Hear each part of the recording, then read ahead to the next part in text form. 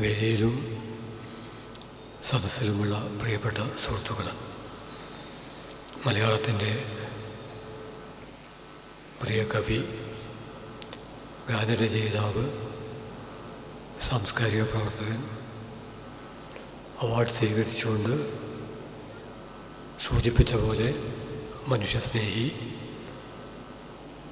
യുവകലാസാഹിതിയുടെ സംസ്ഥാന നേതൃത്വം,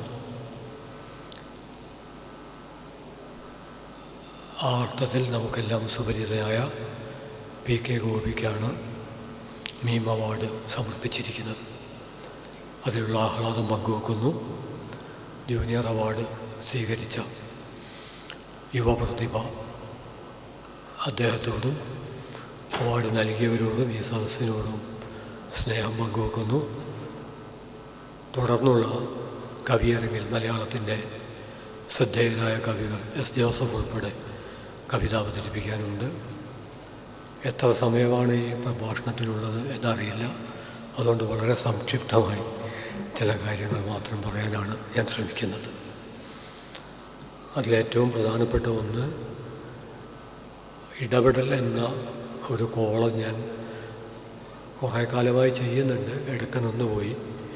വീണ്ടും അത് ആരംഭിച്ചപ്പോൾ ആ കോളത്തിന് അതുവരെ ഇല്ലാത്ത തലക്കെട്ടിൽ ഒരു പ്രബന്ധം എഴുതാൻ എനിക്ക് പ്രചോദനമായി തീർന്നത് കഴിഞ്ഞ വർഷമാണോ അതിൻ്റെ മുമ്പത്തെ വർഷമാണോ എന്നെനിക്ക് കൃത്യം ഓർമ്മയില്ല. നോളജ് സിറ്റിയിലെ ഈ മീം അവാർഡ് വേദിയാണ്. എൻ്റെ ആ പ്രബന്ധത്തിൻ്റെ തലക്കെട്ട് ഒരുപക്ഷെ നിങ്ങളാരും വായിച്ചിരിക്കാനിടയില്ല, കുറച്ച് പേർ കണ്ടിരിക്കാം. ഇഖ്റ എന്നായിരുന്നു. അതിനു മുമ്പൊന്നും ആ ഒരു തലക്കെട്ടിൽ ഞാനൊരു പ്രബന്ധം എഴുതിയിട്ടില്ല. അതിന് പ്രചോദനമായത് ഒരുപക്ഷെ കഴിഞ്ഞ വർഷത്തെ അവാർഡാണെന്ന് തോന്നുന്നു. അത് തിരഞ്ഞെടുക്കാൻ ഞാനും കൂടി ഉൾപ്പെട്ടിരുന്നു. തിരഞ്ഞെടുത്ത കവിത കൽപ്പറ്റയുടെ കവിതയായിരുന്നു. പ്രവാചകനോട് എന്നാണ് ആ കവിതയുടെ പേര്. നബിയെ, അങ്ങ് നിരക്ഷരനാണെന്ന് കേൾക്കുന്നു. ശരിയായിരിക്കാം. സാക്ഷരൻ അക്ഷരത്തോളമേ ഉള്ളൂ. എഴുതിയതല്ലാതെ വായിക്കാനാവുമോ അയാൾക്ക്? അങ്ങ് മുമ്പേ എഴുതാത്തതെല്ലാം വായിച്ചവൻ എന്നോ മറ്റോ ആണ് ആ കവിത. ഏറെക്കുറെ അതിൻ്റെ ഉള്ളടക്കം അതാണ്. ആ ഒരു പ്രചോദനത്തിലാണ് വായനയുടെയും വായന എന്ന അർത്ഥത്തിൽ മഹാവായനയുടെ പാസ്വേഡ് എന്ന രീതിയിൽ ഒരു പ്രബന്ധം ഇഖ്റ എന്ന പേരിൽ എഴുതാനിടയായത്. അതിൻ്റെ പ്രചോദനമായി തീർന്ന അതേ വേദിയിലാണ് ഇന്ന് കവിയരങ്ങിൻ്റെ മുമ്പായി വളരെ സംക്ഷിപ്തമായി കവിതയെക്കുറിച്ച് കുറച്ച് കാര്യങ്ങൾ പ്രഭാഷണം. കുറച്ച് കാര്യങ്ങൾ എന്ന് ഞാൻ പറയാൻ കാരണം, കവിത പലപ്പോഴും കുറച്ചുകൊണ്ട് കൂടുതലുണ്ടാക്കുന്ന ഭാഷയിലൊരു അത്ഭുതമാണ്. അല്പം കൊണ്ടധികം. അങ്ങനെ പറയുന്നത് കൊണ്ട് കൂടുതൽ കൊണ്ട് കൂടുതൽ ഉണ്ടാക്കാൻ കഴിയില്ല എന്നർത്ഥമില്ല. അതും കവിതയുടെ വഴിയാണ്. ചുരുക്കി പറയുക എന്നത് മാത്രമല്ല, ഭാഷയിൽ ഏതൊക്കെ തരത്തിലുള്ള അഭ്യാസങ്ങൾ സാധ്യമാണോ, മാധ്യമവുമായി ഏതൊക്കെ തരത്തിലുള്ള മൽപ്പിടുത്തങ്ങൾ സാധ്യമാണോ, അതൊക്കെ കവിതയുടെ വഴിയാണ്. ഞാൻ പറയാൻ ശ്രമിക്കുന്നത്, എനിക്കോ നിങ്ങൾക്കോ നാം ജീവിക്കുന്ന ജീവൽ ഭാഷയിൽ, ആ ഭാഷയുടെ ഇരമ്പുന്ന സമുദ്രത്തിൽ എത്രമാത്രം നീന്തി തുടിക്കാനാവുമോ അത്രമാത്രം നമുക്ക് ഈ മാധ്യമത്തെ വൈദ്യുതിയിലാക്കാൻ പറ്റും.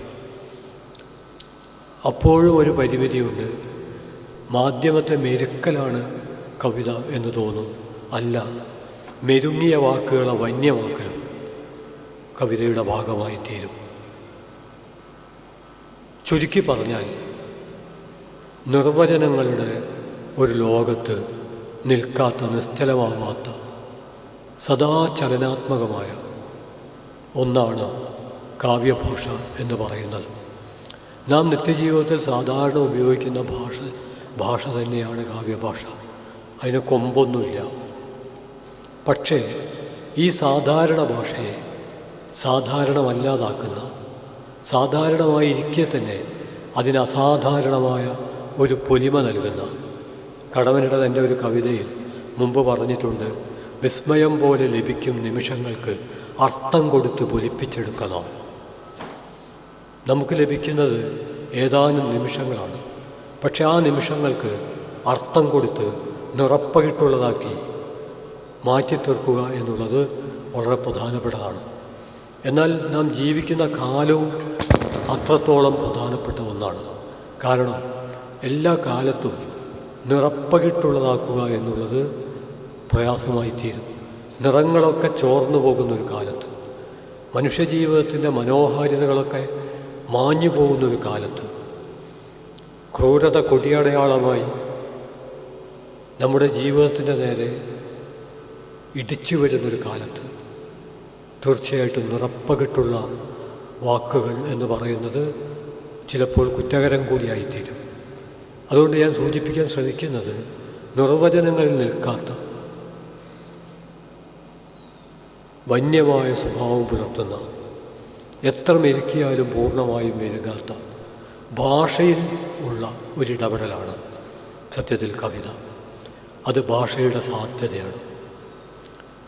ഒരുപക്ഷെ നിരന്തരം ഉപയോഗിച്ച് തേഞ്ഞു പോയ, ഇംഗ്ലീഷിൽ ക്ലീഷേ എന്ന് പറയുന്ന, മലയാളത്തിൽ ജഡിലോക്തി എന്ന് നാം പറയുന്ന, ആവർത്തനം കൊണ്ട് നീര് മുഴുവൻ നഷ്ടപ്പെട്ട് ചണ്ടിയായി ഇനി ഇതുകൊണ്ടൊന്നും ചെയ്യാൻ പറ്റില്ല എന്ന് തോന്നുന്ന വാക്കുകൾക്ക് പോലും ജീവൻ നൽകാൻ, അത്തരം വാക്കുകൾക്ക് പോലും ചിറക് നൽകാൻ ഒരു കവിക്ക് കഴിയും. നിങ്ങളിൽ കവിത എഴുതുന്നവർ അത്തരം അനുഭവത്തിലൂടെ കടന്നുപോയിട്ടുണ്ടാവും എന്നാണ് ഞാൻ വിചാരിക്കുന്നത്. ഞാൻ കവി എന്ന് പറയുന്നത് പരിമിതമായ അർത്ഥത്തിലും അപരിമിതമായ അർത്ഥത്തിലുമാണ്. പരിമിതമായ അർത്ഥത്തിൽ നമുക്കെല്ലാവർക്കും അറിയാവുന്നതുപോലെ കവിത എഴുതുന്നവർ, അപരിമിതമായ അർത്ഥത്തിൽ മുഴുവൻ മനുഷ്യരും കവികളാണ്. സച്ചിദാനന്ദ മാഷിൻ്റെ പഴയൊരു പ്രയോഗമുണ്ട്. ആ പ്രയോഗം പുതിയ കാലത്ത് തിരുത്താവശ്യമുണ്ട് എന്ന് ഞാൻ വിചാരിക്കുന്നു. അദ്ദേഹം പറഞ്ഞത്, പൂവുകളെക്കുറിച്ച് പാടാവുന്നൊരു കാലം വരും, അന്ന് എല്ലാ മനുഷ്യരും കവികളാവും. എന്നാൽ പൂവുകളെക്കുറിച്ച് പാടേണ്ട കാര്യമൊന്നുമില്ല, മനുഷ്യർ പാടേണ്ട പോലും കാര്യമില്ല. അവർ ജീവിക്കേണ്ടതുപോലെ ജീവിച്ചാൽ ആ ജീവിതം തന്നെ കവിതയായി മാറും. അപ്പോൾ അത്തരമൊരു വിപുലമായ അർത്ഥവും കവിതക്കുണ്ട്. കവിത എഴുതണ്ട, കവിത കേൾക്കണ്ട, പക്ഷേ ജീവിതം കവിതയായി മാറുന്നു. മലയാളത്തിലെ കവിത എന്ന വാക്കിൽ തന്നെ ഒരു വിതയുണ്ട്. ആ വിതക്കാവശ്യമായ വിത്തുണ്ട്. ആ വിത്ത് വിതച്ചാൽ അതിൽ നിന്ന് മറ്റൊരു വിത്തല്ല, 1000 വിത്തുകളായിരിക്കും രൂപപ്പെട്ടു വരിക. ആ അർത്ഥത്തിൽ സ്വയം പെരുകുന്ന സ്വഭാവം, വാക്കിനെ കൂടുതൽ കൂടുതൽ സജീവമാക്കുന്ന, സർഗാത്മകമാക്കുന്ന ഒരു പ്രവർത്തനം. അതുകൊണ്ട് ഞാൻ ഒന്നുകൂടി ആവർത്തിക്കുന്നു, കവിത എന്ന് പറയുന്നത് ഭാഷയിലുള്ള ഒരു ഇടതടവില്ലാത്ത ഇടപെടലാണ്. ആ ഇടപെടലിൽ ഭാഷ മാത്രമല്ല പങ്കെടുക്കുന്നത്, നാം ജീവിക്കുന്ന കാലം അതിൽ സന്നിഹിതമാണ്. ആ കാലത്തെ നിർണയിക്കുന്ന, നിർവചിക്കുന്ന, ഒരുപക്ഷെ ആ കാലത്തിന് നേതൃത്വം നൽകുന്ന ചരിത്രം, അത് വളരെ പ്രധാനമാണ്. അതും കവിതയുടെ ഭാഗമാണ്. ഇത്തരത്തിൽ ആലോചിക്കുമ്പോൾ ഇന്ന് നമ്മുടെ കാലം എപ്രകാരമുള്ളതാണ്, അത് വളരെ പ്രധാനപ്പെട്ടൊരു ചോദ്യമാണ്. ഒരുപക്ഷെ നമ്മൾ വിചാരിക്കും അത് കവിതയുടെ ഒരു ആലോചനക്ക് അനിവാര്യമാണ്. മുഹമ്മദ് ദർവീഷിൻ്റെ ഒരു കവിത, ഒരൊറ്റവരി കവിത മലയാളത്തിലേക്ക് നമ്മൾ തർജ്ജമ ചെയ്താൽ അത് കവിതയായി നമുക്ക് അനുഭവപ്പെടണമെന്നില്ല. മുമ്പ് പാലസ്തീനിലെ മനുഷ്യർക്ക് അത് കവിതയായി അനുഭവപ്പെടാത്തവർക്ക് പോലും ഇപ്പോൾ അത് ഒരു പൊള്ളുന്ന കവിതയായിട്ട് അനുഭവപ്പെടും. ആ കവിതയിലെ വരി ഇതാണ്: ഇന്നെൻ്റെ ഏറ്റവും പുതിയ കവിത എൻ്റെ രാജ്യമാകുന്നു. ഒരു ഇന്ത്യക്കാരന് ഈ കവിത മനസ്സിലാവില്ല, ഒരു മലയാളിക്ക് ഈ കവിത മനസ്സിലാവില്ല. കാരണം നമ്മളെ സംബന്ധിച്ചിടത്തോളം രാജ്യമെന്നുള്ളത് ഒരു നവഫാസിസ്റ്റ് കാലത്തിലൂടെയാണ് ഇന്ത്യൻ സമൂഹം കടന്നു പോകുന്നത് എങ്കിൽ പോലും ഏറെക്കുറെ കേരളത്തിൻ്റെ ഒരു മതനിരപേക്ഷമായ അന്തരീക്ഷത്തിൽ നമുക്ക് പരസ്പര സൗഹൃദവും സ്നേഹവും സംവാദവും ഒക്കെ നിലനിർത്തിക്കൊണ്ട് ജീവിച്ചു പോകാൻ കഴിയുന്നുണ്ട്. എന്നാൽ പാലസ്തീൻ ജനതയുടെ സ്ഥിതി ആ വിധമുള്ളതല്ല. നമ്മുടെ കൺമുമ്പിൽ വെച്ച് തന്നെ ഒരു രാഷ്ട്രം തുടച്ചു നീക്കപ്പെടുകയാണ്, ഒരു ജനത തുടച്ചു നീക്കപ്പെടുകയാണ്. വിദ്യാലയങ്ങൾ, ആശുപത്രികൾ, സകലതും സർവ്വതും ഇനിയൊരു തിരിച്ചുവരവ് അസാധ്യമാക്കും വിധം, ഭൂമിയിൽ കെട്ടിടങ്ങൾ ഉണ്ടാക്കാൻ കഴിയാത്ത വിധം ഭൂമി ഉഴുതുമറിക്കുകയാണ്. ഒരു നാഗരികതയെ തന്നെ സർവനാശത്തിൻ്റെ അഗാധതകളിലേക്ക് ദയാരഹിതമായി വലിച്ചെറിയുകയാണ്. ഇത്തരമൊരു പശ്ചാത്തലത്തിൽ കവിത എന്ന് പറയുന്നത് എന്താണ്? അവിടെയാണ് മുഹമ്മദ് ദാർവിഷിൻ്റെ കവിതയുടെ ഒരു ലോകത്തിലേക്കോ അതിൻ്റെ വിവരണത്തിലേക്കോ അല്ല ഞാൻ കടക്കുന്നത്. ഇന്ന് എൻ്റെ രാജ്യമാണ് എൻ്റെ ഏറ്റവും പുതിയ കവിത എന്ന് പറയുമ്പോൾ ലോകത്തിലെ മറ്റേതെങ്കിലും ഒരു ഭാഷയിലേക്ക് വിവർത്തനം ചെയ്താൽ ആ വിവർത്തന വരികൾ വായിക്കുമ്പോൾ ആ വായിക്കുന്നവർക്ക് ഒരു പക്ഷേ ആ വരിയുടെ ചൂട് ഉൾക്കൊള്ളാൻ കഴിയില്ല. ആ ചൂട് ഉൾക്കൊള്ളണമെങ്കിൽ പാലസ്തീനിയൻ ജീവിതത്തെക്കുറിച്ചുള്ള ചുരുങ്ങിയത് അതിൻ്റെ ഒരു ചരിത്ര പശ്ചാത്തലം നമുക്കറിയാൻ കഴിയണം. ഈ ഒരു കവിത മാത്രമല്ല, കവിതയെക്കുറിച്ചുള്ള അന്വേഷണത്തിൽ ഒരുപക്ഷെ അതിൻ്റെ ഏറ്റവും പ്രധാനപ്പെട്ട രണ്ടാമത്തെ തട്ടകമായി ഞാൻ കാണുന്നത് അത് സർവ്വവിധത്തിലുള്ള അധികാരത്തിനുമെതിരായ ഒരു പോരാട്ടം തന്നെയാണ്. അധികാരത്തിനോടാണ് അത് എതിരിടുന്നത്. പലതരം അധികാരങ്ങൾ, മൈക്രോഫിസിക്സ് ഓഫ് പവർ എന്ന് ഫൂക്കോ ഒക്കെ പറയുന്ന അത്യന്ത സൂക്ഷ്മമായ അധികാരത്തിൻ്റെ ഒരു ലോകം. അതായത് നമുക്കെല്ലാവർക്കും അറിയാവുന്നതുപോലെ നമ്മളുടെ ഈ വേദിയിൽ പോലും നമ്മൾ അറിഞ്ഞോ അറിയാതെയും പലതരത്തിലുള്ള അധികാരങ്ങൾ പ്രവർത്തിച്ചു കൊണ്ടിരിക്കുന്നുണ്ട്. പക്ഷേ നമുക്കൊരു സൗകര്യമുണ്ട്, നമുക്ക് സംവാദത്തിനുള്ളൊരു സാധ്യതയുണ്ട്, പരസ്പരം യോജിക്കാനെന്ന പോലെ വിയോജിക്കാനും അവകാശമുണ്ട്. ഇപ്പോൾ ഇവിടെ ആദരണീയനായ ഉസ്താദ് ഉദ്ഘാടന പ്രഭാഷണം നടത്തിയപ്പോൾ അതിൽ ഒട്ടേറെ കാര്യങ്ങൾ യോജിപ്പുള്ളതാണ്, വിയോജിപ്പുള്ള കാര്യങ്ങളും ഉണ്ട്. വിയോജിപ്പ് ഒരപരാധമല്ല. യോജിപ്പുണ്ടെങ്കിൽ വിയോജിപ്പും ഉണ്ടാവും. കാരണം ചരിത്രം നമ്മൾ വിശകലനം ചെയ്യുമ്പോൾ നമുക്ക് കാണാൻ കഴിയുന്നത് ഏതെങ്കിലും തരത്തിലുള്ള ആശയങ്ങൾ ഇടംബലം തിരിയാതെ അടിവച്ചടിവെച്ച് മുന്നോട്ട് മാത്രം പോയ ഒരവസ്ഥ ചരിത്രത്തിലില്ല. വീഴ്ചകളുണ്ടായിട്ടുണ്ട്, വീണിടത്തുനിന്ന് വീണ്ടും എഴുന്നേൽക്കലുണ്ടായിട്ടുണ്ട്, കുഴിച്ചുമൂടലുണ്ടായിട്ടുണ്ട്, ഉയർത്തെഴുന്നേൽപ്പുണ്ടായിട്ടുണ്ട്. ഇതെല്ലാം കൂടിച്ചേർന്നാണ് ചരിത്രം. കവിതയിലെ വരികൾ മാത്രമല്ല, ഭാഷയിലെ രണ്ട് വാക്കുകൾക്കിടയിൽ വീണ് കിടക്കുന്ന എത്രയോ മനുഷ്യരുണ്ട്, മേൽവിലാസമില്ലാത്തവർ. നമ്മൾ ഇന്ന് സംസാരിക്കുമ്പോൾ നമുക്കെല്ലാം കൃത്യമായിട്ടറിയാം. ഇന്നലെ വരെ നമ്മൾ വയനാട്ടിലേക്ക് മുണ്ടക്കയത്തിലേക്ക് PO മുണ്ടക്കയം എന്ന പേരിലൊരു കത്തയച്ചാൽ ആ കത്ത് നമ്മുടെ ബന്ധുവിന് സുഹൃത്തിന് കിട്ടുമായിരുന്നു. പക്ഷേ ഇപ്പോൾ PO മുണ്ടക്കയമില്ല. മുമ്പ് നമുക്ക് മനുഷ്യർ അപകടത്തിൽപ്പെട്ടാലും പൂർണ്ണ മൃതദേഹം പ്രതീക്ഷിക്കാമായിരുന്നു. എന്നാൽ പ്രകൃതി ദുരന്തത്തിൽ, ഉരുൾപൊട്ടലിൽ നമുക്ക് പൂർണ്ണ മൃതദേഹം പ്രതീക്ഷിക്കാനാവില്ല. മറിച്ച് നമുക്ക് കിട്ടുന്നത് ഒരാളുടെ നഖമായിരിക്കും, വേറൊരാളുടെ കൈപ്പത്തിയായിരിക്കും, വേറൊരാളുടെ കഴുത്തിൻ്റെ ഭാഗമായിരിക്കും. ഇതെല്ലാം കൂടി ആ കൈപ്പത്തിയിൽ നിന്ന് നാം നമ്മുടെ ബന്ധുവിനെ, സുഹൃത്തിനെ കണ്ടെത്തണം. അത്ര എളുപ്പമല്ല. ജീവിതത്തിൽ പലതവണ പല സ്ഥലത്ത് വെച്ച് ആ കൈ നമ്മൾ പിടിച്ചു കുലുക്കിയിട്ടുണ്ടാവും, ആ കൈ നമ്മൾ നെഞ്ചോട് ചേർത്തിട്ടുണ്ടാവും. പക്ഷേ പറഞ്ഞിട്ട് കാര്യമില്ല. അത് ദിവസങ്ങളോളം ചളിയിലും മണ്ണിലും പെട്ട് അഴുകി ദുർഗന്ധം വമിക്കുകയാണ്. നമുക്കത് തൊടാൻ പോലും കഴിയാത്ത വിധം നമ്മളതിൽ നിന്ന് അകന്നു നിന്ന് ഇനി എത്ര തന്നെ ശ്രമിച്ച് നമ്മളത് കയ്യിലെടുത്ത് നോക്കിയാൽ നമുക്കൊന്നും മനസ്സിലാവില്ല. ആരാണ്, എന്താണ്?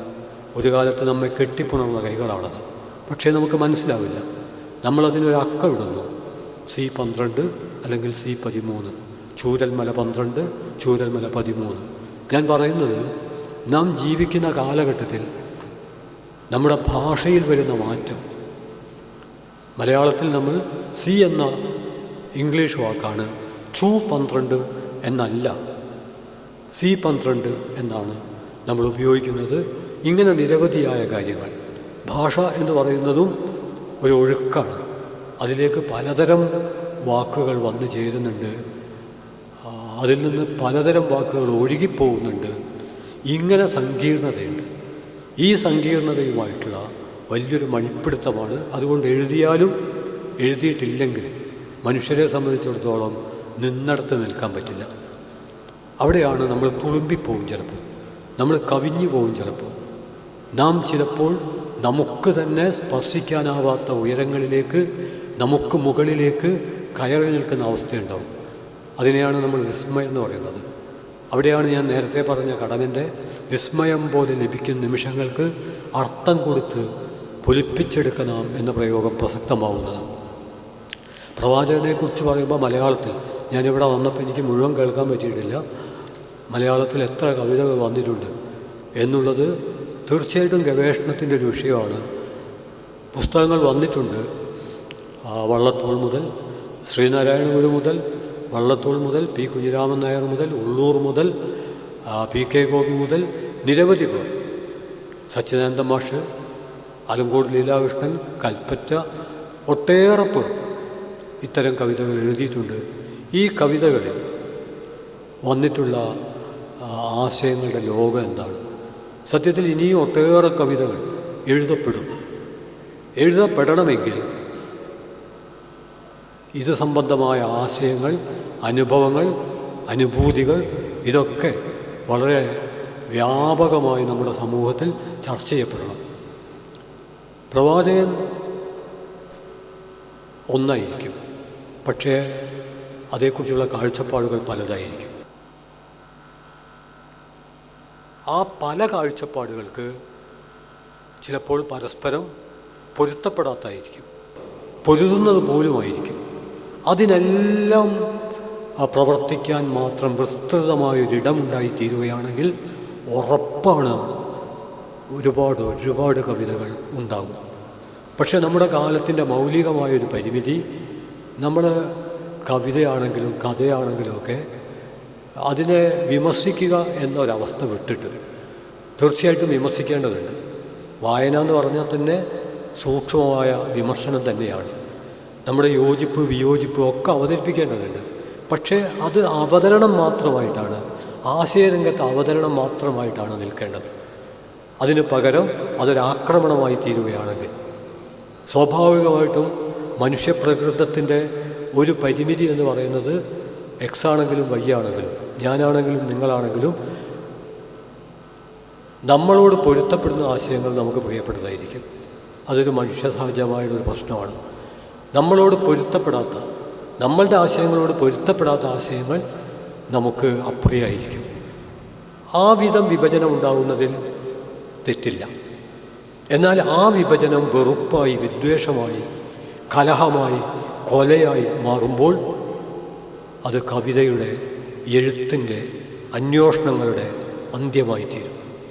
അത്തരമൊരവസ്ഥ ഇല്ലാതിരിക്കാൻ ഞങ്ങൾ ഉണർന്നിരിക്കും എന്ന് പ്രതിജ്ഞ എടുക്കേണ്ട ഒരു കാലത്തിലൂടെയാണ് നാം കടന്നു പോകുന്നത്. അതുകൊണ്ടാണ് ഞാൻ ആമുഖത്തിൽ പറഞ്ഞത്, കവിതയാണെങ്കിലും കഥയാണെങ്കിലും അതിൻ്റെ ചരിത്ര പശ്ചാത്തലം വളരെ പ്രധാനപ്പെട്ടതാണ്.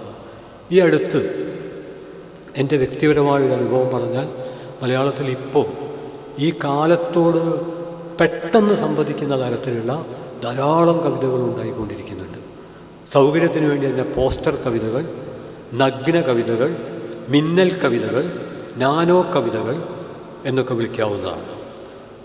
അത്തരത്തിലുള്ള ഒരു നാനോ കവിത, അല്ലെങ്കിൽ വേറൊരു പേരും നൽകാവുന്നതാണ്, കാക്കഫോണിക് എന്നൊരു പേര് നൽകാവുന്നതാണ്. കാക്കഫോണിയായിട്ടുള്ള എൻ്റെ ഒരു ബന്ധം, എൻ്റെ ഒരു പുസ്തകത്തിന് ഞാൻ മുമ്പ് കാക്കഫോണികൾക്കും കാലമുണ്ട് എന്ന് പേരിട്ടു. അപ്പം പല സുഹൃത്തുക്കളും ഈ വാക്ക് മലയാളമാണോ ആദ്യത്തെ ചോദ്യം. ആ ചോദ്യത്തിലൊരു വിമർശനമുണ്ട്. മലയാളത്തിലൊരു പുസ്തകത്തിന് മലയാളത്തിൽ മാത്രമായിരിക്കണം പേര്. അങ്ങനെ ഒരു നിർബന്ധമില്ല. എന്തുകൊണ്ടെന്നാൽ മലയാളം എന്ന് പറയുന്നത് തന്നെ നിരവധി ഭാഷകളിലെ പദങ്ങൾ കൂടിച്ചേർന്നുകൊണ്ടിരിക്കുന്നതും പല പദങ്ങളും മുമ്പ് കവികൾ ഉപയോഗിച്ച വള്ളത്തോളും ഉള്ളൂരൊക്കെ ഉപയോഗിച്ച പല വാക്കുകളും ഇന്ന് മലയാള കവിതയിൽ ഒരാളും ഉപയോഗിക്കുന്നില്ല. സഹോദരർ എന്നുള്ളതിന് സഗർഭ്യർ, ഒരേ ഗർഭത്തിലുണ്ടായവർ എന്ന അർത്ഥത്തിൽ വള്ളത്തോളും ഉള്ളൂരൊക്കെ പ്രയോഗിച്ചിട്ടുണ്ട്. പക്ഷെ ഇന്ന് മലയാള കവിതയിൽ ആ വിധം ഒരു വാക്കില്ല. ഞാൻ പറഞ്ഞു വരുന്നത് വള്ളത്തോളും ഉള്ളൂരൊക്കെ ഉപയോഗിച്ച വാക്കുകൾ മലയാള കവിതയിൽ തുടരുന്നുണ്ട്. അവരുപയോഗിച്ച പല വാക്കുകളും തുടരുന്നില്ല. അവർ തൊടാത്ത പല വാക്കുകളും ഇന്നത്തെ കവിതയിൽ തെളിർത്ത് വളർന്ന് പടർന്ന് പന്തലിക്കുന്നുണ്ട്. അതുകൊണ്ട് ഇംഗ്ലീഷ് വാക്കുകൾക്കും കടന്നു വരാനുള്ള ധാരാളം സാധ്യതയുണ്ട്. ഭാഷയിലെ ഒരു നിയമം, പ്രകൃതി പ്രത്യേക പൊരുത്തം എന്നതുമായി അത് ചേർന്ന് പോവുകയാണെങ്കിൽ അത് മലയാളം തന്നെയായിട്ട് മാറും. എത്രയോ വാക്കുകൾ അങ്ങനെ മാറിയിട്ടുണ്ട്. ഞാനിപ്പോൾ നിൽക്കുന്നത് തന്നെ ഈ മൈക്കിൻ്റെ മുമ്പിലാണല്ലോ. മലയാളത്തിൽ ഞാൻ പറയുന്ന വാക്കുകൾ ഉച്ചത്തിൽ കേൾപ്പിക്കുന്നത് ഈ മൈക്കാണല്ലോ. ഈ മൈക്കിന് മലയാളം പറയാവുന്നതാണ്. പക്ഷെ അതിനേക്കാൾ അടിയന്തരമായി മലയാളം കണ്ടെത്തേണ്ട ചില വാക്കുകളുണ്ട്. അതിലൊന്ന് ഇംഗ്ലീഷിലെ ബുച്ചറാണ്. അറവുകാർ, കശാപ്പുകാർ എന്നതിനെക്കുറിച്ച് ഞാൻ ആലോചിച്ചപ്പോൾ എനിക്ക് കിട്ടിയത് മാംസമുരുക്കർ, പ്രോട്ടീനർ എന്നൊക്കെയുള്ള വാക്കുകളാണ് ഈ അടുത്ത് എനിക്ക് കിട്ടിയത്. അതിൻ്റെ കാരണം നമ്മുടെ സാഹിത്യത്തിൽ, കവിതയിലൊക്കെ കശാപ്പുകാർ എന്ന് പറയുന്നത്, അറവുകാർ എന്ന് പറയുന്നത് ഭീകരരാണ്. ആ പേരാണ് അതിൻ്റെ കാരണം, അറവുകാർ. നേരെ മറിച്ച് മാംസമുരുക്കർ എന്നോ പ്രോട്ടീനർ എന്നോ. ഇന്ന് രാവിലെയാണ് എനിക്ക് പ്രോട്ടീനർ എന്നുള്ള വാക്ക് യാത്രയിൽ കിട്ടിയത്. പ്രോട്ടീനർ. കാരണം പ്രോട്ടീൻ എന്നുള്ളത് ഇംഗ്ലീഷ് വാക്കാണ്. പക്ഷേ അവസാനത്തെ എന്ന ചില്ലക്ഷരം മലയാളമാണ്. പ്രോട്ടീനർ എന്ന് കൊടുക്കാം. നമ്മൾ ഒസാൻ, അമ്പട്ടൻ, ബാർബർ എന്നുള്ളതിന് ബ്യൂട്ടീഷ്യൻ എന്ന വാക്ക് പകരം വെക്കുമ്പോൾ ഉണ്ടായിത്തീരുന്ന, മീൻചാപ്പ എന്ന് പറയുമ്പോൾ ഉണ്ടായിത്തീരുന്ന മണം ഫിഷ് മാർക്കറ്റ് എന്ന് പറയുമ്പോൾ ഇല്ലാതായിത്തീരുന്നത് പോലെ ഒരുപാട് അവശിഷ്ടങ്ങൾ, നാടുവാഴുത്തത്തിൻ്റെ അവശിഷ്ടങ്ങൾ നമ്മുടെ ഭാഷയിലുണ്ട്. അത് മറികടക്കാൻ മറ്റു ഭാഷയിലെ പദങ്ങൾ നമുക്ക് ചേർക്കാവുന്നതാണ്. അങ്ങനെ കവിതയിലും, മലയാളത്തിലെ പുതിയ കവിതകളിലും വന്നിട്ടുണ്ട്. അതിൻ്റെ കൂടുതൽ വിശദാംശങ്ങളിലേക്ക് ഞാൻ കടക്കുന്നില്ല. ഞാൻ ഈ കവിതയുടെ ഒരു ചരിത്ര പശ്ചാത്തലം, ഞാൻ പലസ്തീനെക്കുറിച്ച് പറഞ്ഞപ്പോൾ മുഹമ്മദ് ദാർവിഷിൻ്റെ ഒരു കവിതയെക്കുറിച്ച് പറഞ്ഞു. രണ്ടാമത് ഞാൻ അധികാരത്തെക്കുറിച്ചാണ് പറഞ്ഞത്. അധികാരത്തെക്കുറിച്ച് പറയുമ്പോൾ കവിത അധികാരത്തോടുള്ള എതിരിടലാണ്. നമുക്കറിയാം ഭാഷയിൽ പല നിയമങ്ങളുമുണ്ട്. പക്ഷേ കവിതയിലും ചില നിയമങ്ങൾ പ്രവർത്തിക്കുന്നുണ്ട്. അത് താളവുമായിട്ട് ബന്ധപ്പെട്ടുകൊണ്ടാണ് ഇരിക്കുന്നത്. പക്ഷേ അത് പരമ്പരാഗതമായ നിയമത്തോട് എതിരിടുകയും ചെയ്യുന്നുണ്ട്. ഞാനിവിടെ സൂചിപ്പിക്കുന്നത് രണ്ടാമത്തെ കവിത മുറീദ ബർഗൂത്തിയുടെ ഇൻ്റർപ്രിട്ടേഷൻസ് എന്നുള്ളൊരു കവിതയാണ്. അതോടൊപ്പം തന്നെ ഒരു കവിത കൂടി ഞാൻ കൂട്ടിച്ചേർക്കുന്നുണ്ട്. അത് സമീഹുൽ കാസിമിൻ്റെ ട്രാവൽ ടിക്കറ്റ്സ് എന്നുള്ളൊരു കവിതയാണ്.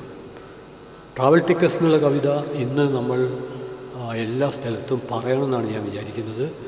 കാരണം ഓരോ ദിവസവും പത്രം നോക്കുമ്പോൾ ഇപ്പം ലബണൻ്റെ നേരെ കടുത്ത ആക്രമണം നടന്നുകൊണ്ടിരിക്കുകയാണ്. ലോകത്തെ തന്നെ വെല്ലുവിളിച്ചുകൊണ്ട് സാമ്രാജ്യത്വ, സയനിസ്റ്റ്, ഫാസിസ്റ്റ് ശക്തികൾ നടത്തുന്ന വലിയൊരു കടന്നാക്രമണമാണ്. ഇന്ത്യയിലും അത് പല രീതിയിൽ നടന്നുകൊണ്ടിരിക്കുന്നുണ്ട്. അതിലേക്ക് ഞാൻ ഒന്ന് സ്പർശിക്കുക മാത്രം ചെയ്യാം. ഞാൻ ട്രാവൽ ടിക്കറ്റ്സിനെ കുറിച്ച് പറയുന്നത് അത് കവിതയുടെ പൂർണ്ണ മനോഹാരിതയോടെ അവതരിപ്പിക്കാൻ സമയമെടുക്കും. അതുകൊണ്ട് അതിൻ്റെ ചിറകും തൂവലും ഒക്കെ പറിച്ച് അതിൻ്റെ പരുക്കൻ അവസ്ഥയിൽ മാത്രം പറയാം. കൊല്ലപ്പെട്ട ഒരാൾ, രക്തസാക്ഷിയായ ഒരാൾ. ഇപ്പോൾ എത്രയോ മനുഷ്യർ, കുട്ടികളടക്കം രക്തസാക്ഷികളായിക്കൊണ്ടിരിക്കുകയാണ്. അങ്ങനെ ഒരാളെ കൊന്നിട്ട് കൊലയാളി രക്തത്തിൽ കുളിച്ച് കുളിർമ കൊണ്ട് കടന്നു പോകുമ്പോൾ ആ കൊല്ലപ്പെട്ട മനുഷ്യൻ രക്തസാക്ഷി പറയുകയാണ്, സുഹൃത്തെ, എൻ്റെ ഘാതക, നീ എത്ര പെട്ടെന്ന് പോവല്ല, എൻ്റെ പോക്കറ്റിൽ 3 ടിക്കറ്റുകളുണ്ട്, അത് നീ എടുക്കണം. ഒരു ടിക്കറ്റ് തിമർത്ത് പെയ്യുന്ന മഴയിലേക്ക്, നനഞ്ഞു കുതിരുന്ന മണ്ണിലേക്ക് ആ ടിക്കറ്റ് എടുത്ത് നീ വയലുകളിലേക്ക്, അന്നം തരുന്ന വയലുകളിലേക്ക് പോകണം. രണ്ടാമത്തെ ടിക്കറ്റ് മനസാക്ഷിയിലേക്ക് യാത്ര ചെയ്യാനുള്ള ടിക്കറ്റാണ്. ആ ടിക്കറ്റ് നീ പാഴാക്കരുത് എന്ന് പറഞ്ഞുകൊണ്ട് കൊല്ലപ്പെട്ട ഒരു മനുഷ്യൻ തൻ്റെ കൊലയാളിയോട് നടത്തുന്നൊരപേക്ഷ. സത്യത്തിൽ ഈ ട്രാവൽ ടിക്കറ്റ്സ് വായിക്കുമ്പോൾ നമുക്ക് നമ്മുടെ ചരിത്ര പശ്ചാത്തലത്തിൽ നിന്ന് വായിക്കുമ്പോൾ വേണ്ടത്ര അതിൻ്റെ പൊരുൾ, അതിൻ്റെ സൂക്ഷ്മതയിൽ, തീവ്രതയിൽ ഉൾക്കൊള്ളാൻ പറ്റില്ല. നേരെ മറിച്ച് ഓരോ മിനിറ്റിലും കൊലകൾ നടന്നുകൊണ്ടിരിക്കുന്ന, മനുഷ്യത്വത്തെ കൊല വിളിക്കുന്ന ഒരു ചരിത്ര പശ്ചാത്തലത്തിൽ ഈ ട്രാവൽ ടിക്കറ്റ്സ് എന്ന് പറയുന്നത്, യാത്രാച്ചിട്ട് എന്ന് പറയുന്നത് നമുക്ക് പോക്കറ്റിൽ ഇടാൻ കഴിയാത്തത്ര ഭാരമുള്ള, പോക്കറ്റിൽ നിന്ന് എടുക്കാൻ മാത്രം കഴിയാത്തത്ര ഭാരമുള്ള ഒന്നായിട്ട് മാറും. ഇൻ്റർപ്രിട്ടേഷൻസ് എന്നുള്ള കവിതയും ഇതേപോലെ തന്നെ ഒരു ചരിത്ര കാലഘട്ടത്തെയാണ് സൂചിപ്പിക്കുന്നത്. മുറീദ ബർഗൂത്തിയുടെ കവിതയാണ്. നേരത്തെ ഞാൻ പറഞ്ഞ ട്രാവൽ ടിക്കറ്റ് സമീഹുൽ ഖാസിമിൻ്റെ കവിതയാണ്. മുറീദ ബർഗൂത്തിയുടെ കവിത മലയാളത്തിലൊക്കെ പലതവണ ആവർത്തിക്കപ്പെട്ടതാണ്. അതേക്കുറിച്ച് ഒരു സാംസ്കാരിക പ്രവർത്തനം എന്നുള്ള നിലയിൽ എഴുതാൻ എനിക്ക് അവസരം കിട്ടിയിട്ടുണ്ട്. അതും ഞാൻ വളരെ ചുരുക്കി ഒറ്റ വാക്കിൽ പറയുകയാണ്. അത് ഒരു റെസ്റ്റോറൻറ്റിൽ, ഒരു ചായപ്പീടികയിൽ ഒരു കവി വന്നിരിക്കുന്നു. അയാൾ ഒരു കടലാസ് എടുക്കുന്നു. ആ കടലാസിൽ അയാൾ എന്തോ എഴുതാൻ തുടങ്ങുന്നു. ആ റെസ്റ്റോറൻറ്റിൽ 4-5 ആളുകളേ ഉള്ളൂ. ഒന്നൊരു വയസ്സായ സ്ത്രീയാണ്, ഒരു മുത്തശ്ശിയാണ്. അവരിത് കാണുന്നു. അപ്പോൾ അവർ വിചാരിക്കുന്നു ഇയാൾ തൻ്റെ ഉമ്മക്കൊരു കത്ത് എഴുതുകയായിരിക്കും. ഒരു മുത്തശ്ശിക്ക്, അമ്മൂമ്മക്ക് അങ്ങനെ വിചാരിക്കാവുന്നതാണ്. എവിടെ ചെന്നാലും ആദ്യം എഴുതാവുന്ന കത്തുകളിൽ ഒന്ന് തീർച്ചയായിട്ടും സ്വന്തം അമ്മക്കായിരിക്കും. അപ്പുറത്തൊരു യുവതി ഇരിക്കുന്നുണ്ട്. ആ യുവതി വിചാരിച്ചു ഇയാൾ തൻ്റെ പ്രണയിനിക്ക്, അനുരാഗിക്കൊരു കത്തെഴുതുകയായിരിക്കും. അങ്ങനെ വിചാരിക്കാവുന്നതാണ്. അപ്പുറത്തൊരു കുട്ടി ഇരിക്കുന്നുണ്ട്. കുട്ടി വിചാരിച്ചു ഇയാളൊരു ചിത്രം വരയ്ക്കുകയായിരിക്കും. കുട്ടിക്ക് അങ്ങനെ വിചാരിക്കാവുന്നതാണ്. അതിനും അപ്പുറത്തൊരു തൊഴിലാളി ഇരിക്കുന്നുണ്ട്. അയാൾ വിചാരിച്ചു ഇയാൾ നിത്യജീവിതത്തിൻ്റെ 2 അറ്റം കൂട്ടിമുട്ടിക്കാനുള്ള കണക്കെഴുതി ജീവിതത്തിൻ്റെ പങ്കപ്പാട് തീർക്കുകയാണ്. ഒരു തൊഴിലാളിക്ക് അങ്ങനെ വിചാരിക്കാവുന്നതാണ്. അതിനപ്പുറത്തൊരു റിയൽ എസ്റ്റേറ്റുകാരൻ ഇരിക്കുന്നുണ്ട്. അയാൾ വിചാരിച്ചു ഇയാൾ ഇന്നത്തെ ബിസിനസ് ഡീലിൽ കിട്ടിയ ലാഭമെഴുതി അതിൻ്റെ കണക്ക് കൂട്ടി കോരിത്തരിക്കുകയായിരിക്കും. അയാൾക്കങ്ങനെ വിചാരിക്കാവുന്നതാണ്. അങ്ങനെ പലതും വിചാരിച്ചുകൊണ്ടിരിക്കെ, കവി എഴുതിക്കൊണ്ടിരിക്കെ പെട്ടെന്നൊരു ജീപ്പ് ആ റെസ്റ്റോറൻറ്റിൻ്റെ മുമ്പിൽ വന്നു നിന്നു. അതിൽ നിന്നും 2 പോലീസുകാർ ഇറങ്ങി വന്നു. അവർ ഒന്നും വിചാരിച്ചില്ല, ഒന്നും ചോദിച്ചില്ല. നേരെ കവിയുടെ അടുത്ത് വന്നു, കൈകൾക്ക് വിലങ്ങ് വെച്ചു. അയാളെടുത്ത് ജീപ്പിലേക്ക് എറിഞ്ഞ് കൊണ്ടുപോയി. ഇൻ്റർപ്രിട്ടേഷൻസ്. ഒരു വ്യാഖ്യാനമില്ല, ഒരു വിശദീകരണവുമില്ല. എപ്രകാരമാണ് അധികാരം പ്രവർത്തിക്കുന്നത് എന്നാണ് ചൂണ്ടിക്കാണിക്കുന്നത്. ഇന്ത്യയിൽ നിന്ന് 2 ചരിത്ര സന്ദർഭത്തിലെ ഉദാഹരണങ്ങൾ ചേർത്തുകൊണ്ട് നിങ്ങളുടെ ആലോചനയ്ക്ക് വേണ്ടി ഞാൻ ഒരു കാര്യം കൂട്ടിച്ചേർക്കാം. അത് 1948 മഹാത്മാഗാന്ധി വധത്തിൻ്റെ പശ്ചാത്തലത്തിൽ നാഥുറാം വിനായക് ഗോഡ്സെ 5 മണിക്കൂറോളം താൻ ചെയ്ത ക്രൂരകൃത്യം ന്യായീകരിച്ചുകൊണ്ട് ഇതൊരു പുണ്യപ്രവർത്തനമാണ് എന്ന് കോടതിയിൽ വാദിക്കുന്നുണ്ട്. 5 മണിക്കൂർ. അങ്ങനെ ക്ഷീണിച്ച് ഗോഡ്സെ തടവറയിലേക്ക് എത്തിയപ്പോൾ അദ്ദേഹത്തിന് ഏറ്റവും ഇഷ്ടമുള്ള കോഫി, അന്നത്തെ കോഫിയാണ്, ഇംഗ്ലീഷ് കോഫി എന്നാണ് അതിൻ്റെ പേര്, അർജുൻ ദാസ് എന്ന് പറയുന്ന ജയിൽ സൂപ്രണ്ടാണ് അദ്ദേഹത്തിന് ഈ കാപ്പി ഉണ്ടാക്കി കൊടുക്കുന്നത്. ഇനി ഞാൻ വിശദീകരിക്കുന്നില്ല. ഇനി ഞാൻ 2020-കൾക്ക് ശേഷമുണ്ടായ 2021-ലുണ്ടായ ഒരു സംഭവം ഓർമ്മിപ്പിക്കാം. അത് സ്റ്റാൻ സ്വാമി എന്ന 80 വയസ്സ് കഴിഞ്ഞ ഒരു മനുഷ്യാവകാശ പ്രവർത്തകൻ, പാർക്കിൻസൺ രോഗം, കൈ വിറച്ചുകൊണ്ടിരിക്കുന്നു. വെള്ളം കുടിക്കാൻ ഒരു സ്ട്രോ വേണം, കൊടുത്തില്ല. രാഷ്ട്രപിതാവിനെ കൊന്ന ഒരു ക്രിമിനലിന്, ഒരു ആർച്ച് ഡാഷ് ബോറന് ഇഷ്ടപ്പെട്ട കാപ്പി ഉണ്ടാക്കി കൊടുത്തു ജയിൽ സൂപ്രണ്ട്. എന്നാൽ മനുഷ്യാവകാശ പ്രവർത്തനത്തിന് ജീവിതം സമർപ്പിച്ച ഒരാൾക്ക്, കൈകളെ വറക്കിയയാൾക്ക്, പാർക്കിൻസൺ രോഗം നിങ്ങൾക്കറിയാമല്ലോ, അയാൾക്ക് വെള്ളം കുടിക്കാനും, ഗ്ലാസ് പിടിച്ച് വെള്ളം കുടിക്കാൻ പറ്റില്ല. ഒരു സ്ട്രോ വെച്ച് വെള്ളം കുടിക്കാൻ ഒരു സ്ട്രോക്ക് വേണ്ടി സുപ്രീം കോടതിയിൽ പോകേണ്ടി വന്നു. മുറീദ ബർഗൂത്തിയുടെ ഇൻ്റർപ്രിട്ടേഷനും അതിലെ അധികാരം. നമുക്ക് പലതും വിചാരിക്കാം, പലതരത്തിൽ വായിക്കാം, പലതരത്തിൽ വ്യാഖ്യാനങ്ങൾ ഉണ്ടാക്കാം. പക്ഷെ അതൊക്കെ പ്രാഥമിക ജനായത്ത പശ്ചാത്തലത്തിൽ മാത്രമാണ്. പ്രാഥമിക ജനായത്തത്തിന് പരിക്കേറ്റാൽ പിന്നെ നമ്മുടെ വ്യാഖ്യാനങ്ങളും വിശകലനങ്ങളും ഒക്കെ അധികാരത്തിൻ്റെ വിലങ്ങുകളിൽ അന്ത്യവിശ്രമം കൊള്ളും. അത്തരത്തിലുള്ളൊരു കവിത ഒരു പക്ഷേ ഒരു 10 കൊല്ലം മുമ്പ് ഇന്ത്യക്കാർക്ക് വേണ്ടത്ര മനസ്സിലാവില്ല, എന്നാൽ പാലസ്തീൻകാർക്ക് മനസ്സിലാവും. എന്നാൽ 2024 2014 ശേഷമുള്ള ഇന്ത്യക്കാർക്ക് ഈ കവിത മനസ്സിലാവും. കേരളീയർക്ക് വേണ്ടത്ര മനസ്സിലാവില്ലെങ്കിലും മിനിമം ഉത്തരേന്ത്യയിലുള്ളവർക്ക് മനസ്സിലാവും. ഇന്ന് പത്രത്തിലെ പ്രധാനപ്പെട്ട വാർത്ത, ഒരുപാട് വാർത്തകളുണ്ട്, അതിലൊരു വാർത്ത നിങ്ങൾ ശ്രദ്ധിച്ചിട്ടുണ്ടാകും. മുമ്പ് കൻവാർ യാത്ര റോ എന്ന പേരിൽ പത്രങ്ങളിൽ, ഹിന്ദു പത്രത്തിലെ ടൈറ്റിലാണ് കൻവാർ യാത്ര റോ. കൻവാർ യാത്ര എന്ന് പറഞ്ഞാൽ ശിവഭക്തർ ഉത്തരേന്ത്യയിൽ നടത്തുന്ന ഒരു യാത്രയാണ്. ആ യാത്രക്കിടയിൽ അവർ ഗംഗയിലെ വെള്ളം കുംഭത്തിലാക്കി കുടത്തിലാക്കി കൊണ്ടുപോവുകയാണ് ചെയ്യുക. ആ യാത്രക്കാരോടൊപ്പം കൂടാൻ യാദൃച്ഛികമായിട്ട് അവസരം കിട്ടിയ ഒരാളാണ് ഞാൻ ശിവഭക്തനായതുകൊണ്ടൊന്നല്ല, ഒരു ഭക്തനായതുകൊണ്ടുമല്ല. ഉത്തരേന്ത്യ യാത്രക്കിടയിൽ ഇവരുടെ ഇടയിലാണ്ട് പെട്ടു. അപ്പോൾ പിന്നെ വേറെ പ്രത്യേകിച്ച് പണിയൊന്നുമില്ല, ഒരേ കൂടെ അങ്ങനായിട്ട് പോകാമെന്ന് വിചാരിച്ചു. അപ്പം അനുഭവിച്ചൊരു സ്നേഹമുണ്ട്. എന്താ ഇതിൻ്റെ കാരണം എന്ന് പറഞ്ഞാൽ അത് തീർത്ഥയാത്രകളുടെ ഒരു തത്വമാണ്. തീർത്ഥയാത്രകളുടെ മുഴുവൻ തത്വം എന്താണെന്ന് പറഞ്ഞാൽ, തീർത്ഥയാത്ര എന്ന് പറഞ്ഞാൽ ഉള്ളു കഴുകുക എന്നുള്ളതാണ്. നമ്മുടെയൊക്കെ ഉള്ളിൽ ഒരുപാട് കളങ്കം ഉണ്ടാവും, മാലിന്യം ഉണ്ടാവും, അല്പത്തരം ഉണ്ടാവും. അപ്പോൾ ഏതെങ്കിലും ഒരു തീർത്ഥയാത്ര നിർവഹിക്കാൻ പോകുന്ന ആൾ, ഒരുപക്ഷെ ഞാനിവിടെ വിവരിക്കേണ്ട കാര്യമില്ല, നിങ്ങൾക്കത് വളരെ വ്യക്തമായിരിക്കും. തെറ്റ് ചെയ്തിട്ടില്ലെങ്കിലും തെറ്റ് ചെയ്തു എന്ന് സംശയമുള്ളവരെ കൊണ്ട് പോലും കൈപിടിച്ച് മാപ്പി ചോദിച്ചിട്ടൊക്കെയാണ് പോവുക. അങ്ങനെയുള്ള യാത്രക്കാർ തന്നെയാണ് ഈ കൻവാർ യാത്ര. കൻവാർ എന്ന് പറഞ്ഞാൽ മുളവടിയാണ്. അതിൽ കുംഭം കുടം തൂക്കിയിട്ട് അതിൽ വെള്ളവുമായിട്ട് പോവുകയാണ്. എത്രയോ കിലോമീറ്ററുകൾ അവർ സഞ്ചരിക്കുകയാണ്, നടന്നിട്ടാണ്. അപ്പോൾ അവരുടെ കൂട്ടത്തിൽപ്പെട്ടാൽ അവർക്ക് നമ്മളെ പരിചയം ഉണ്ടാവണമെന്നില്ല, നമ്മളോടും അവർ വളരെ സ്നേഹപൂർവ്വമാണ് പെരുമാറുക. പക്ഷേ അങ്ങനെയുള്ള കൻവാർ യാത്രയിലെ സ്നേഹമസൃണരായ മനുഷ്യരെ ഭീകരരാക്കി തീർക്കുന്ന തരത്തിൽ ഇന്ത്യൻ സ്റ്റേറ്റിൻ്റെ ഒരു പ്രവർത്തനമുണ്ടായി. അത് ഉത്തർപ്രദേശിലും മധ്യപ്രദേശിലുമാണ്. അതിനെതിരെ സുപ്രീം കോടതിയിലെ വിധിയുണ്ടായിരുന്നു.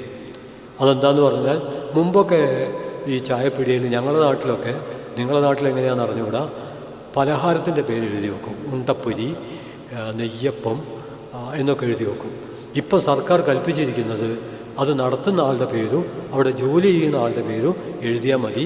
ഉണ്ടപ്പൊരി എന്ന് എഴുതണ്ട, ഉസ്മാൻ കോയ എന്ന് എഴുതിയാൽ മതി എന്നാണ്. അങ്ങനെ എഴുതിയാൽ ചില സൗകര്യമുണ്ട്. ഉണ്ടപ്പൊരി പാവം, അതിനെക്കൊണ്ടൊരു കാര്യമില്ല. അതുകൊണ്ട് അങ്ങനെ മതം തിരിച്ച് പേരെഴുതുന്ന ഒരു പരിപാടി സുപ്രീം കോടതി പറഞ്ഞു അരുത്. സുപ്രീം കോടതിയെ മറികടന്നുകൊണ്ട് ഉത്തർപ്രദേശിലും ഹിമാചൽ പ്രദേശിലും ഭക്ഷണത്തിൻ്റെ ക്വാളിറ്റി വർദ്ധിപ്പിക്കാൻ എന്ന വ്യാജേന സുപ്രീം കോടതി മറികടന്നുകൊണ്ട് നിയമം പാസ്സാക്കുകയും അതിനെതിരെ പ്രതികരണങ്ങൾ വന്നുകൊണ്ടിരിക്കുകയും ചെയ്യുന്നൊരു സമയത്താണ് നമ്മളിവിടെ കവിതയെക്കുറിച്ച് സംസാരിക്കുന്നത്. അപ്പോൾ ഞാൻ ചൂണ്ടിക്കാണിക്കുന്നത്, നമ്മൾ കവിത എഴുതുന്നതും കവിത വായിക്കുന്നതും, ബ്രത്തിൻ്റെ പഴയൊരു കവിതയുണ്ട്, കാട് നിറയെ പോലീസുകാരാണെങ്കിൽ മരത്തെക്കുറിച്ച് എങ്ങനെ കവിത എഴുതും? കാട് നിറയെ പോലീസുകാർ നിരന്നു നിൽക്കുമ്പോൾ മരത്തെക്കുറിച്ച് എങ്ങനെ കവിത എഴുതും എന്ന് മുമ്പ് ബർത്തോൾഡ് ബർത്ത് ചോദിച്ചു.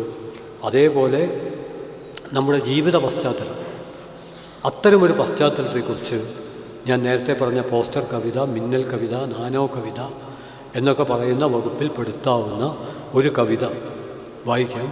എൻ്റെ സമയം തീർന്നാൽ ജസ്റ്റ് ഒന്ന് ഇങ്ങനെ മുട്ടണം. കാരണം ഇവിടെ മലയാളത്തിലെ എനിക്കേറെ പ്രിയപ്പെട്ട കവികൾ ഇരിക്കുന്നുണ്ട്. അവരുടെ 1-2 കവിതയെങ്കിലും കേട്ടിട്ട് എനിക്കും കുറച്ച് വേഗത്തിൽ പോകേണ്ട ഒരു കാര്യമുണ്ട്. ഞാൻ 2 വലിയ പുസ്തകം കൊണ്ടുവന്നിട്ടുണ്ട്, അതിലൊക്കെ കുറേ കാര്യങ്ങളൊക്കെ ഉണ്ട്. പക്ഷേ അതിന് സമയമില്ല. പക്ഷേ ഞാൻ ഒരു കവിത പറയാം. ഈ കവിത ഞാൻ പറയുന്നത് ഇതൊരു പോസ്റ്റർ കവിതയാണ്. മലയാളത്തിലെ വളരെ സർവ്വസാധാരണമായ ഒരു വാക്കാണ് അങ്ങിനെ. അത് ചെരുപ്പിട്ടിട്ടില്ല, അതിൻ്റെ തലയിൽ കിരീടങ്ങളില്ല, അത് കുപ്പായിട്ടിട്ടില്ല, ഒരു സാധാരണ വാക്ക് അങ്ങനെ. പക്ഷേ തനിനിറം എന്ന നാസർ ഇരുമ്പിളിയത്തിൻ്റെ കവിതയിൽ ആ സാധാരണ വാക്ക് അസാധാരണമായി തീരുന്നതിൻ്റെ ഒരു ഉദാഹരണം നമുക്ക് കാണാൻ പറ്റും. ഞാൻ ആദ്യം ആ കവിത വായിക്കാം. വർത്തമാനകാല ഇന്ത്യൻ അവസ്ഥ എന്താണ് എന്ന് എന്നിട്ട് വേണമല്ലോ കവിതയായാലും കഥയായാലും അതിൻ്റെ ഒരു ചരിത്ര പശ്ചാത്തലമാണല്ലോ അതിൻ്റെ അടിപ്പടവ്, അതിൻ്റെ ആധാരം, അതിൻ്റെ ഭൂമി, അതിൻ്റെ ആകാശം, അതിൻ്റെ സർവസ്വം. അതുകൊണ്ട് കവിത ഇതാണ്: അങ്ങനെ തുളസിച്ചെടിയും ആൽമരവും ഹിന്ദുവായി, ഈന്തപ്പനയും മൈലാഞ്ചിച്ചെടിയും മുസ്ലിമുമായി, ആനയും പശുവും ഹൈന്ദവനായപ്പോൾ ആടും പോത്തും മുസൽമാനായി, കാക്കയും പരുന്തും ഹിന്ദുവാകും, പ്രാവും അബാബീലും മുസ്ലിം, നക്ഷത്രവും അമ്പിളിക്കലയും ഇസ്ലാമായപ്പോൾ മേഘവും സൂര്യഭഗവാനും ഹിന്ദുവിൽ ചേർന്നു. പടിഞ്ഞാറ് ഇസ്ലാമായാൽ തെക്ക് ഹിന്ദു തന്നെ, കുളം ഹിന്ദുവായി, പുഴ മുസ്ലിമും, ബിരിയാണി പറയണ്ടല്ലോ മുസ്ലിം, സദ്യ ഹിന്ദു. ഇനി ആകാശവും ഭൂമിയും വെള്ളവും വെളിച്ചവും കാറ്റും കടലും എപ്പോഴാണാവോ തനിനിറം വെളിവാക്കുന്നത്? എല്ലാം വിഭജിക്കപ്പെടുകയും കൃത്രിമ വിപരീതങ്ങൾ ഉണ്ടാക്കുകയും വിപരീതങ്ങളിൽ നിന്ന് വെറുപ്പ് സർവത്ര വ്യാപിക്കുകയൊക്കെ ചെയ്യുന്ന ഒരു കാലം. ഈ കാലത്താണ് നമ്മൾ തീർച്ചയായിട്ടും കവിതയെക്കുറിച്ചൊക്കെ പറയുന്നത് എന്ന് മാത്രം ഞാൻ ഓർമ്മിപ്പിക്കാം. നേരത്തെ ഞാൻ ചൂണ്ടിക്കാണിച്ചു, മലയാള കവിതയിൽ പെട്ടെന്നുള്ള തെരച്ചിലിൽ ഒരു പുസ്തകമാണ് കിട്ടിയത്. ആ പുസ്തകത്തിൽ പ്രവാചകനെക്കുറിച്ച് വന്ന ഇപ്പം നമ്മൾ പി കെ ഗോപിയുടെ കവിതയിൽ പ്രവാചകനെക്കുറിച്ച് അദ്ദേഹത്തിൻ്റെ മഹാസാക്ഷ്യം എന്നൊരു കവിതയിലാണ് പ്രപഞ്ചദയാവായ്പേ, ചെറിയൊരു വാക്കാണ് പ്രപഞ്ചദയാവായ്പേ. അവാർഡ് കിട്ടിയ കവിതയുടെ പേര് ദയ എന്നാണ്. പക്ഷേ മഹാസാക്ഷ്യം എന്ന കവിതയിൽ ഒരു കൊളുത്തുണ്ട് എന്നാണ് ഞാൻ പറയുന്നത്. മഹാസാക്ഷ്യം എന്ന കവിതയിൽ ആ കവിതയും ഇവിടെ വായിക്കേണ്ടതാണ്. വളരെ ഹൃദയസ്പർശിയായൊരു കവിതയാണ്. പക്ഷേ അത് വായിക്കാനുള്ള സമയമില്ലാത്തതുകൊണ്ട് അതിലെ ഒരു പ്രയോഗം മാത്രമാണ് ഞാൻ പറയുന്നത്. പ്രപഞ്ചദയാവായ്പേ. ശ്രീനാരായണ ഗുരുവിൻ്റെ പ്രയോഗം നമുക്കെല്ലാവർക്കും സുപരിചിതമാണ്. കരുണാവാൻ നബിമുത്തുരത്നമോ എന്നാണ് ആ പ്രയോഗം. വള്ളത്തോളിൻ്റെ കവിതയുടെ പേര് അള്ളാഹ്. അതിൽ അദ്ദേഹം പ്രവാചകനെക്കുറിച്ച് പറഞ്ഞിരിക്കുന്നത് ചിരപ്രവൃദ്ധമാം തമസ്സകറ്റുവാൻ ധരയിലേക്ക് ഈശൻ നിയോഗിച്ച സൂര്യൻ. ഈ ഭൂമിയിലേക്ക് നിയോഗിക്കപ്പെട്ട സൂര്യനാണ് ഇരുട്ടകറ്റാൻ എന്നാണ് വള്ളത്തോളിൻ്റെ പ്രയോഗം.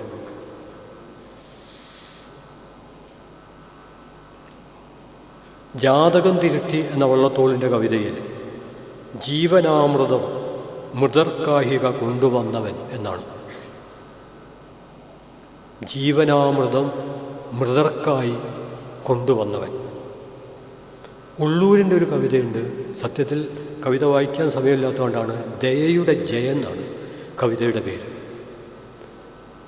വേണമെങ്കിൽ കുമാരനാശാൻ്റെ കരുണയുമായി ചേർത്ത് വെച്ച് വായിക്കാവുന്നൊരു കവിതയാണ്. എങ്ങനെയാണ് വേശ്യ എന്നുള്ള വാക്ക് ഇപ്പോൾ ഡിലീറ്റ് ചെയ്യപ്പെട്ടു, ലൈംഗിക തൊഴിലാളി എന്നാണ്. എങ്ങനെയാണ് ഒരു ലൈംഗിക തൊഴിലാളി സ്വർഗാവകാശിയായിത്തീരുന്നത്? ലൈംഗിക തൊഴിലാളിയെ ഭരണകൂടം കൊല്ലാൻ വിധിച്ചപ്പോൾ അവൾ ജീവിതത്തിൽ എപ്പോഴോ ദാഹിച്ചൊരു നായക്ക് വെള്ളം കൊടുത്തു എന്ന പേരിൽ മാത്രം അവളെ വിമോചിപ്പിക്കുന്ന ഒരു ചരിത്ര സംഭവത്തെ ആസ്പദമാക്കി ഉള്ളൂർ എഴുതിയ കവിതയുടെ പേരാണ് ദയയുടെ ജയം. ജി ശങ്കരക്കുറുപ്പ് എഴുതിയ കവിതയുടെ പേര് മാത്രം ദിവ്യപുഷ്പം, പ്രവാചകനെക്കുറിച്ച് എഴുതിയ കവിത. അതിലുപയോഗിച്ച വാക്ക് അനുപമ സ്നേഹൻ എന്നൊരു വാക്കാണ്. പി കുഞ്ഞിരാമൻ നായർ മരുഭൂമിയിലെ ചന്ദ്രോദയം എന്ന കവിത, അതിലും മൃതർക്കായിട്ട് അമൃത് വഹിപ്പോൻ. പണ്ഡിറ്റ് കറുപ്പൻ്റെ അള്ളാഹ് എന്നുള്ള കവിതയിൽ പങ്കജബാന്ധവൻ ഔദാര്യ സങ്കേതം, അൻപുറ്റ സൽപുണ്യപൂരം. ഇങ്ങനെ പോകുന്നുണ്ട്. ടി ഉബൈദിൻ്റെ കവിത, അതുപോലെ മറ്റ് നിരവധി കവിതകൾ മലയാളത്തിൽ വന്നിട്ടുണ്ട്. പക്ഷേ മലയാളത്തിൽ കൂടുതൽ കവിതകൾ വരും എന്ന കാര്യത്തിൽ യാതൊരു തർക്കവുമില്ല. വരേണ്ടതുണ്ട് എന്നുള്ള കാര്യത്തിൽ യാതൊരു തർക്കവുമില്ല. പക്ഷേ ഞാൻ തുടക്കത്തിൽ പറഞ്ഞ ജനായത്ത വിസ്തൃതി നമ്മുടെ സമൂഹത്തിൽ ഉണ്ടായിത്തീരണം. ഏതെങ്കിലും ഒരു വാക്ക്, ഏതെങ്കിലും ഒരു പ്രയോഗം അപ്പോഴേക്കും നമ്മൾ പ്രകോപിതരായിത്തീരുകയാണെങ്കിൽ എഴുത്തുകാരൊക്കെ പേടിക്കും.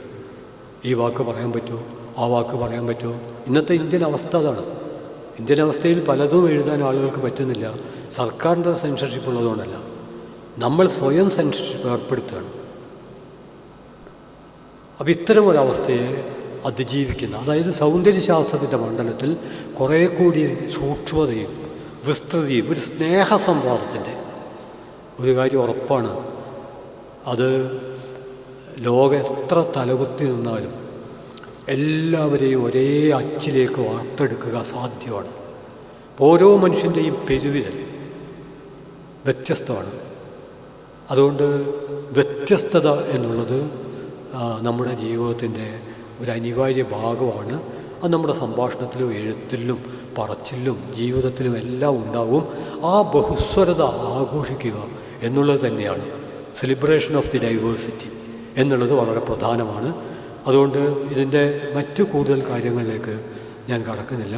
ഞാൻ പറഞ്ഞു വരുന്നത് കവിത, അതിൽ മാനവികതയുണ്ട്. ഇപ്പം വൈലോപ്പിള്ളിയുടെ പ്രസിദ്ധമായൊരു പ്രയോഗം ഉണ്ടല്ലോ, ഒരു മഹാകവി പോലും ആദ്യത്തേത് കവിയാണ്. ഒരു മഹാകവി പോലും പെരുമ ഭാവിച്ച് ചൊറിഞ്ഞിരിപ്പു, കനിവിൻ്റെ കണ്ണുനീർ കലരാത്ത കവിത ഇതൊക്കെയും കപടമല്ലേ എന്ന് അദ്ദേഹം ചോദിക്കുന്നുണ്ട്.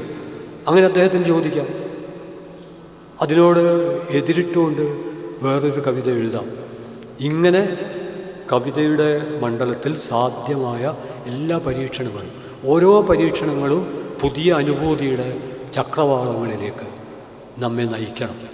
ആ രീതിയിലുള്ള പരീക്ഷണങ്ങൾ നിങ്ങളുടെ എഴുത്തിൽ ഉണ്ടായിത്തീരട്ടെ എന്ന് പ്രതീക്ഷിച്ചുകൊണ്ട്, ഇതൊരു അഭിമാനാർഹമായ ഒരു സന്ദർഭമാണ്, ഒരു വേദിയാണ്. ഈ വേദിയിൽ നിങ്ങളോടൊപ്പം കുറച്ച് സമയം പങ്കെടുക്കാൻ കഴിഞ്ഞത്. സാധാരണ ഈ നോട്ടീസിൻ്റെ മുകളിലൊരു സമയം അച്ചടിച്ച് തരികയായിരുന്നു. അത് അച്ചടിച്ച് തരാത്തതുകൊണ്ടുള്ളൊരു കൺഫ്യൂഷൻ ഉണ്ട്. പിന്നെ മാത്രമല്ല, എനിക്കും കുറച്ച് നേരത്തെ പോകണം, മറ്റുള്ളവർക്ക് അവരുടെ ഇടപെടൽ നടത്തണം.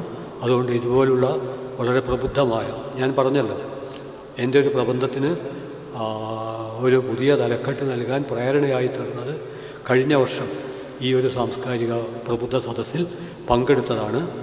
അതുപോലെ ഇവിടെ നടക്കുന്ന സംവാദങ്ങൾ ഇനിയും പുതിയ പ്രചോദനങ്ങളായി, അതോടൊപ്പം തന്നെ അതിനോടുള്ള വിയോജിപ്പുകൾ ഉൾപ്പെടെ വികസിച്ചു വരുന്നത്, അതിൽ പരിഭ്രമിക്കേണ്ട യാതൊരു കാര്യവുമില്ല. അങ്ങനെ ആശയസംവാദത്തിൻ്റെ ഒരു സൂര്യൻ നമ്മുടെ ജീവിതത്തിൻ്റെ ആകാശത്തിൽ ജ്വലിച്ചുയരട്ടെ എന്ന പ്രത്യാശയോടെ നിങ്ങൾക്ക് അഭിവാദ്യങ്ങൾ അർപ്പിച്ചുകൊണ്ട് ഞാൻ എൻ്റെ വാക്കുകൾ അവസാനിപ്പിക്കുന്നു.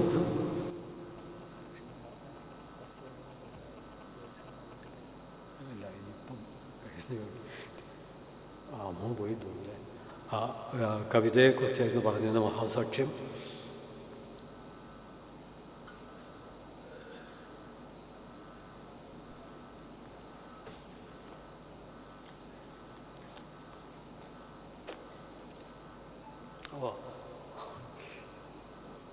ആ ബുക്ക് എടുക്കാൻ വിട്ടുപോയിട്ടുണ്ട്.